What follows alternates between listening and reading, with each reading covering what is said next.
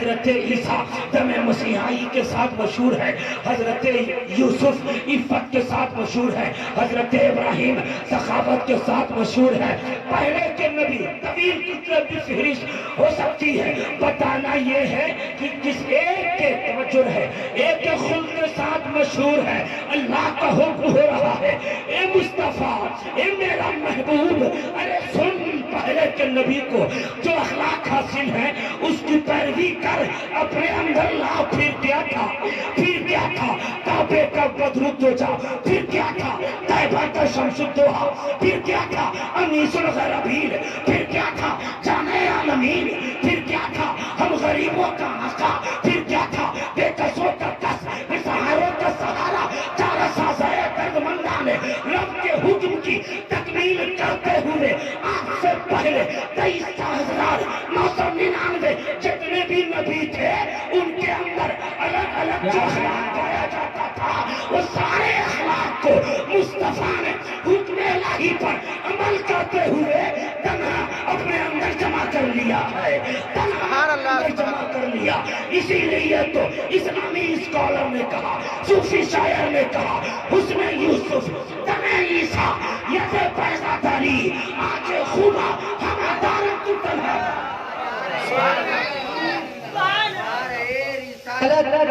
مسلک اعلیٰ حضرت، مسلک اعلیٰ حضرت حضرت مفتی شمس الزمان صاحب رائی، واہ واہ۔ اولئک الذین ہداہم اللہ۔ اب سمجھ میں آیا کہ مصطفیٰ خلق عظیم پر ان کے مسلک سے فائز ہے۔ اس بھائی صاحب میں بیٹھے، میرے بعد ان کی اچھی تقریر ہونی ہے۔ بہت خوب حضرت، بہت خوب۔ یہاں پہ میں چاہتا ہوں کہ ایک علمی نقطہ رکھ دوں۔ جی جی، بہت خوب۔ پھر کچھ باتیں آپ کے حوالے ہم اپنے حوالے کریں گے اور پھر اختتام کی طرف چلے جائیں گے۔ جی جی جی۔ اِنَّكَ لَعَلَىٰ میں حضور کی شان پہ بات آ گئی تو شان کی ایک نقطہ ذہن میں آ گیا۔ اِنَّكَ لَعَلَىٰ خُلُقٍ عَظِيمٍ، اس آیت پہ غور کریں، اِنَّكَ ہے، پھر لَعَلَىٰ ہے، عَلَىٰ، یہ ہے خلق عظیم۔ عَلَىٰ علماء نحو جانتے ہیں حروف جار میں سے ہے، اس کا معنی ہے بلندی بتانے کے لیے آتا ہے، استعلاء کے لیے آتا ہے، بلندی۔ ایک مثال یہ سمجھے ذرا غور سے، اِنَّكَ پہلے، خلق عظیم بعد میں، بیچ میں عَلَىٰ یعنی پر، عَلَىٰ کا معنی پر، اور یہ بلندی بتانے کے لیے آتا ہے۔ اس کو میں نے نحوی اصطلاح میں کہا استعلاء کے، ہے نا؟ اب دیکھیں اِنَّكَ میں آفر ضمیر خطاب ہے، مصطفیٰ بہت رکھتا ہوں ٹھیک کر۔ خلق عظیم کے مسلک پہ فائز ہیں تو اعلیٰ بمعنی پر، اعلیٰ یہ بتاتا ہے مصطفیٰ کی شان۔ اِنَّكَ پہلے، اعلیٰ بیچ میں، خلق عظیم بعد میں، تو خلق عظیم ہو گئی سواری، مصطفیٰ ہو گئے سوار۔ جیسے یہ سمجھاؤں، میں بائک سے آیا، میرا بھائی دلکش ڈرائیو کر کے لے کے آیا، آپ بھی بائک چلاتے ہیں، آپ آٹو چلاتے ہیں، بس چلاتے ہیں، تو آپ یہ کہو کہ فلاں رکیبہ اعلیٰ کچھا ہے، گاڑی پر فائز سے سوار ہے، وہ بائک پر سوار ہے، وہ بس پر سوار ہے، تو آپ ہو جائیں گے سوار اور بائک ہو جائے گی سواری۔ توجہ رہے، آپ ابھی نعرہ نہ لگانا، تقریر کے بعد جب جب یہ نقطہ یاد آئے گا خود بخود نعرہ آپ لگائیں گے۔ توجہ کے ساتھ سن لیں، آپ ہو گئے سوار اور وہ ہو گئی سواری بائک، تو سوار جب چاہے سواری کو روک سکتا ہے، جب چاہے جدھر چاہے گھما سکتا ہے۔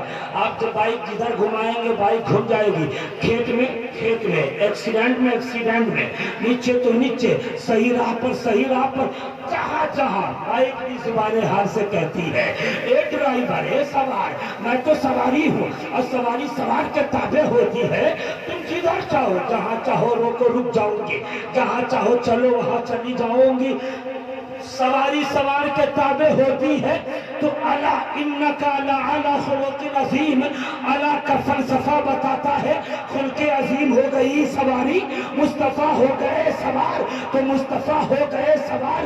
अब देखो सवारी सवार के ताबे होती है, क्या पता चला? अला ये का फलसफा बता रहा है कि मुस्तफ़ा जो कर दे वही शरीयत है, जिससे रोक दे वही फ़िल बुरा है। मुस्तफ़ा जो करे वही नेकी है, मुस्तफ़ा जो छोड़ दे वही फ़िल बुरा है। मुस्तफ़ा जो कर दे वही हदीस है, मुस्तफ़ा जो कर दे वही हदीस है, जिसे नकार दे वही है।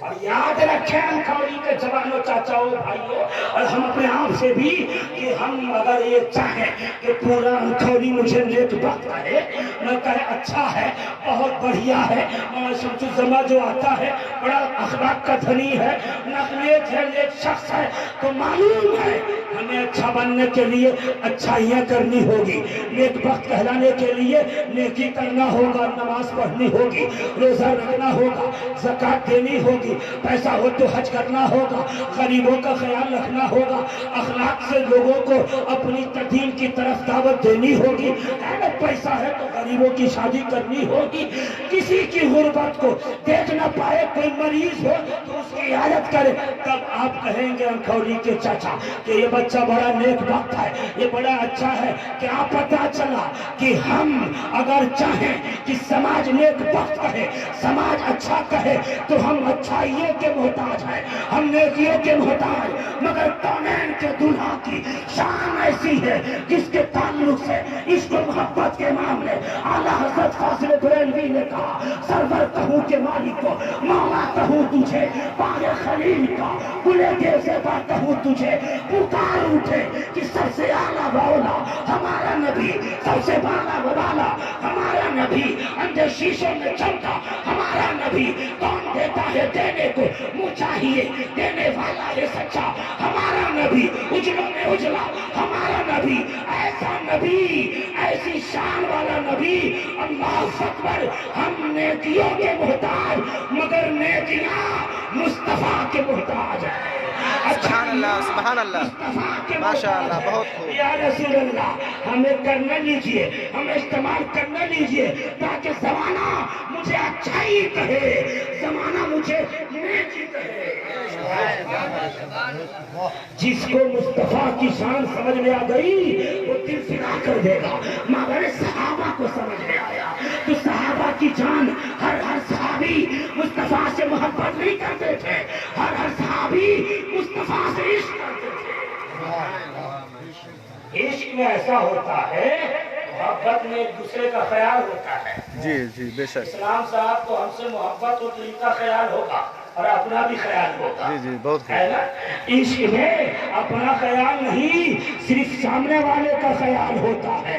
हम कहाँ जाने, मतलब नहीं तो हर सहाबी, चाहे अबू बकर सिद्दीक हो, चाहे उमर फारूक हो, चाहे उस्मान गनी हो, चाहे मौला अली हो, चाहे अशरा मुबश्शरा में दाखिल हो, उनके अलावा चाहे जंग बदर में शामिल हो, जंग उहद में शामिल हो, हुजूर की आखिरी सहाबी तक, बइख्तिलाफ़ रिवायत बाबा रतन हिंदी तक, हज़रत तुफैल तक, हर सहाबी मुस्तफा से इश्क किया करते थे। हमें क्या चाहिए? इश्क करें। हुजूर ने तो खुल के कहा, अरे सुन मेरे मेरी उम्मती सुन, अरे मुकम्मल ईमान वाले उसी वक्त कह रहा होगे सबसे ज्यादा मुझसे प्यार कर। जी बेशक, सुभान अल्लाह। ये तो शाइस्ता की हदीस है, हुजूर ने फरमाया ऐसी शान वाला। जी बेशक। अच्छा कहूँ अच्छाइयों के मोहताज, नेकियों के मोहताज, तो मैं दलील लाता हूँ। मदरसे में पढ़ लिख के स्टेज की दुनिया में आया साहब, चंद किताबें रट करके मैं नहीं आया हूँ, अल्हम्दुलिल्लाह। इसलिए गौर से जब आऊँ तो कवि की सरजमीन पर गौर से सुना कीजिएगा। अच्छा ये बताएं, मेरे चचा बैठे हैं, जानता हूँ आप लोग बैठे हैं, ये बताइए कि काबा की तरफ घूम के नमाज पढ़ते हैं ना? कहाँ? काबे की तरफ। मालूम है उस काबा की तरफ थूक फेंकना मकरूह है साहब, मकरूह है। आप पेशाब कर देते हो, खड़े नहीं देखते हो काबा की तरफ। जी जी। आज के डेट में بیت المقدس کی طرف کوئی گھوم کے نماز پڑھے تو نماز ہو جائے گی؟ ہو جائے گی؟ جی نہیں. بھائی اگر مسجد اقصی کی طرف گھوم کے نماز پڑھے تو ہو جائے گی؟ جی نہیں. آج جس زمانے میں مسجد اقصی کی طرف حضور گھوم کے نماز پڑھ رہے تھے، اگر اس ٹائم میں کوئی کعبے کی طرف گھوم کے نماز پڑھتا تو نماز ہو جاتی؟ نہیں ہوتی.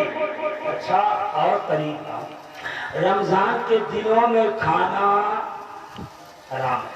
کیا ہے؟ جو استطاعت رکھتے ہیں، روزہ رکھتے ہیں، کیا حرام ہے؟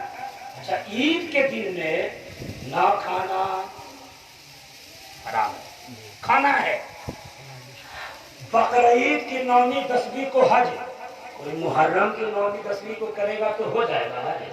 جی نہیں. کیا پتا چلا؟ سيقول السفهاء من الناس ما ولاهم عن قبلتهم التي كانوا عليها. الحمدللہ فضل مولا ہے، حافظ قرآن بھی ہوں، آپ کو اس لیے پڑھ کے سنا رہا ہوں تاکہ آپ بیدار ہو، آپ کے اندر ایک جاگ جائے خفتہ ضمیر. نہیں، قرآن پڑھنا ہوگا. اسی میں آیا کہ مصطفیٰ جب تک اقصی کی طرف پڑھ رہے تھے مگر جب خیال آیا کعبے کی طرف تو اللہ نے کہا نماز ہی میں قبلہ بدل دے. اللہ کے محبوب نے کعبے کی طرف گھوم گئے. اب صحابی جو سوچ رہے تھے، اس صحابی سوچ رہے تھے کدھر گھوموں، کعبے کی طرف کی مسجد اقصی کی طرف رہوں. تو قرآن کی آیت نہیں اسی ایمان تم گھس گئی. ارے سن، یہ کعبے کا بدلاؤ تو صرف مومنوں کے ایمان کو پہچاننے کے لیے ہے. اگر جدھر میرا محبوب گھما نہیں اس طرف تم نہ گھومو گے تو ہو سکتا ہے تمہارا ایمان ضائع ہو جائے، تمہارا ایمان ضائع ہو جائے. کیا پتا چلا کہ مصطفیٰ جب مسجد اقصی کی طرف گھوم کے پڑھے تو مسجد اقصی کی طرف گھوم کے نماز عبادت، جب کعبے کی طرف گھوم جائے تب کعبے کی طرف نماز پڑھنا عبادت. ارے جملے میں بول دوں تو یہ کہ فی نفسہ ہی کعبے کی طرف گھوم کے نماز پڑھنے میں عظمت نہیں. فی نفسہ ہی بیت المقدس کی طرف گھوم کے نماز پڑھنے میں عظمت نہ تھی. عظمت تو مصطفیٰ کے اداؤں میں تھی، مصطفیٰ کے طریقے میں تھی. جدھر گھوم گئے ادھر ہی نماز ہے، اس طرف گھوم گئے ادھر ہی نماز ہے. ایسی شان والا ہے میرا نبی، ایسی شان والا نبی. اس شان والے نبی کا اخلاق دیکھو اور اس کے فرامین کو بھی سن لو. آقا فرماتے ہیں